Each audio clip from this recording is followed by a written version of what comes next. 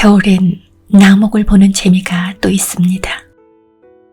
운영 신정호숫가 버드나무도 잎을 다 내렸습니다. 파란 하늘에 그린 섬세한 실선을 보는 재미가 또 다른 기쁨입니다. 바람이라도 불면, 눈이라도 내리면 자연은 또 다른 그림을 선물로 줍니다. 겉옷을 벗고도 편한 사이처럼 사람과 사람 사이도 마음의 담장을 허물면 좋겠습니다. 네 편, 내 편이 아닌. 안녕하세요. 감성편지의 김다원입니다. 오늘은 공광규 시인의 담장을 허물다와 유인순 수필가의 담장을 허물다를 봅니다. 구독과 좋아요를 주시면 제가 더 큰 용기를 얻습니다.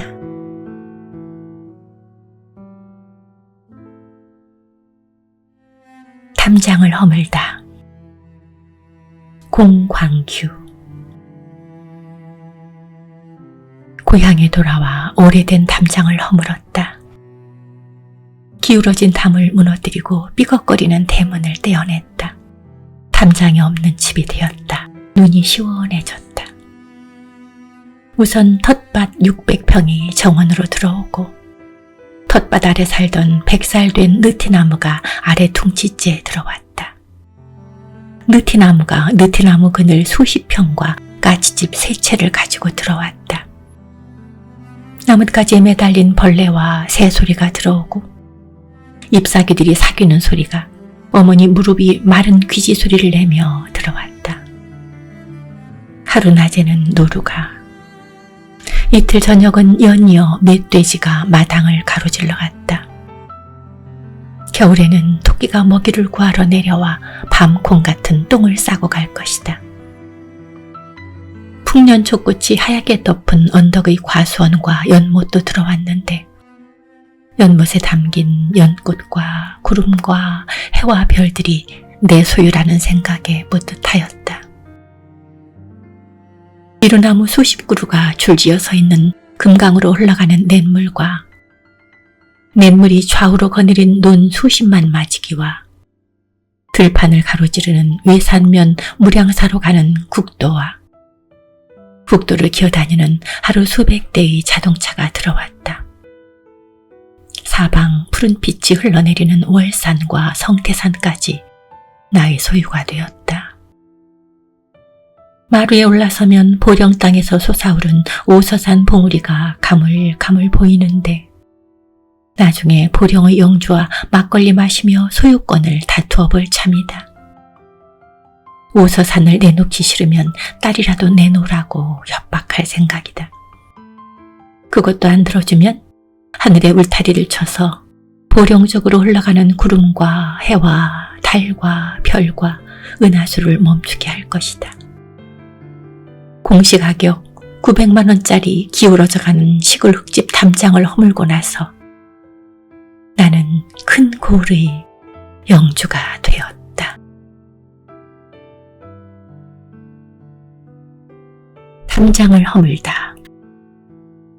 유인순. 허물다는 것은 지어져 있는 것을 헐어서 무너지게 한다는 뜻이고 허물없다는 체면을 차리거나 조심할 필요가 없다는 뜻이다. 허물벗다는 뱀이나 매미 등의 살갗의 껍질이 벗어지는 것을 의미하는데 나이 들어가다 보니 경계를 허물어야 하는 것이 다반사고 새로 둥기를 튼 이웃들과 허물없이 지내는 것이 가족처럼 끈끈해지는 길이라는 걸 깨닫는다. 지금껏 살아오면서 덕지덕지 붙어있는 고집이나 태도를 허물벗는 일 또한 숙제로 남아있다. 공광규 시인의 담장을 허물다 라는 시를 좋아하게 되었다. 시낭송 콘서트에 갔다가 80 후반의 낭송가가 옛 이야기를 들려주듯이 구성지게 암송하는 모습을 보면서 긴 시를 암송하는 총기에 놀랐고 마치 시인의 앞마당을 조곤조곤 설명해 주듯 시 속 풍경이 너무 생생해서 놀랐다. 전원 생활을 꿈꾸기에는 늦은 나이라는 주변의 잔소리를 담장을 허물다라는 시 한 편으로 물리칠 수 있었다. 고향에 돌아와 공시지가 900만 원짜리 흙집의 담장을 허물고 나서 시인이 누리는 환상적인 풍경이 눈에 본 듯 선하다. 담장에 가로막혔던 눈이 시원해지면서 600평 텃밭이 정원으로 들어오고 100살 된 느티나무가 수십 평 그늘을 거느리고 마당 안으로 들어오고 풍년초 꽃이 하얗게 덮인 언덕의 과수원과 금강으로 흘러가는 냇물과 사방 푸른 빛이 흘러내리는 월산과 청태산까지 시인의 소유가 되었다고 했다. 하루 낮에는 노루가, 이틀 저녁엔 연이어 멧돼지가 마당을 가로질러 갔고 겨울에는 토끼가 먹이를 구하러 내려와 밤콩 같은 똥을 싸고 갈 것이라고도 했다. 그 다정한 풍경에 저절로 웃음이 나왔다. 우리 집은 야트막한 언덕을 따라 흘러내리는 시냇물을 왼쪽에 두고 마을로 올라가는 길목에 있다. 뒤로는 야트막한 산도 있고 몇몇 주택이 있어서 언덕 허리쯤 되는 곳으로 아늑하게 남쪽을 내려다보고 있다.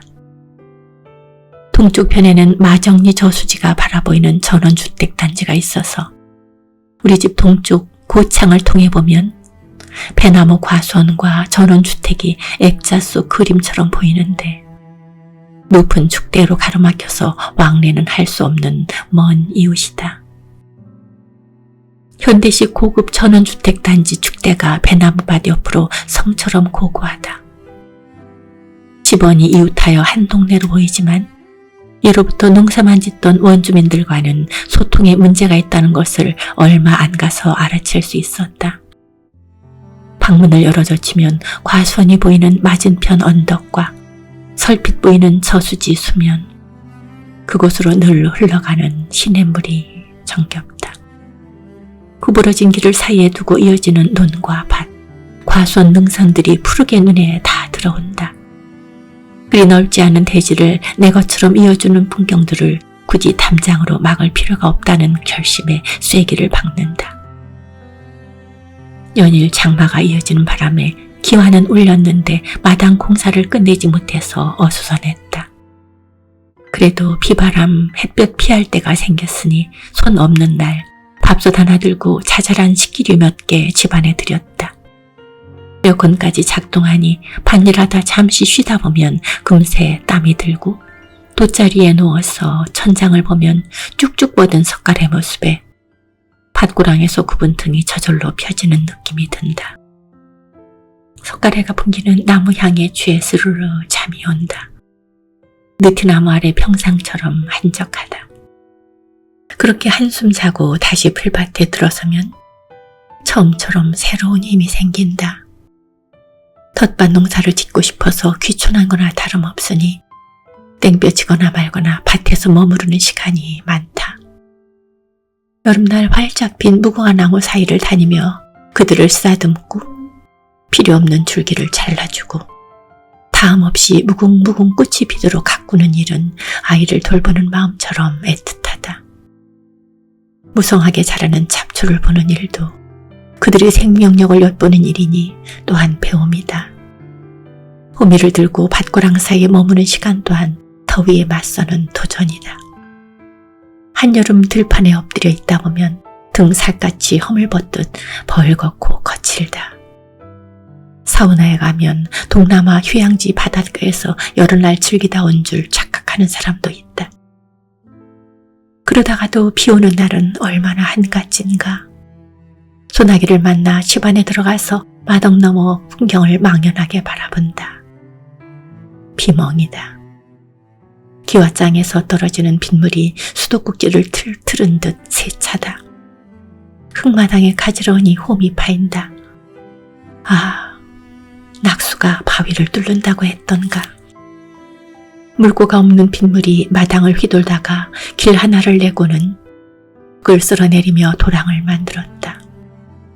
마당 공사를 하기 위해 쌓아놓았던 마사토가 빗물에 소금처럼 녹고 있는 듯해서 마음이 졸았다. 돈이 쓸려 나가는 것 같아 속상했지만 이 여름 폭우에 사람 다치지 않은 것만 해도 감사할 일이라고 자위한다.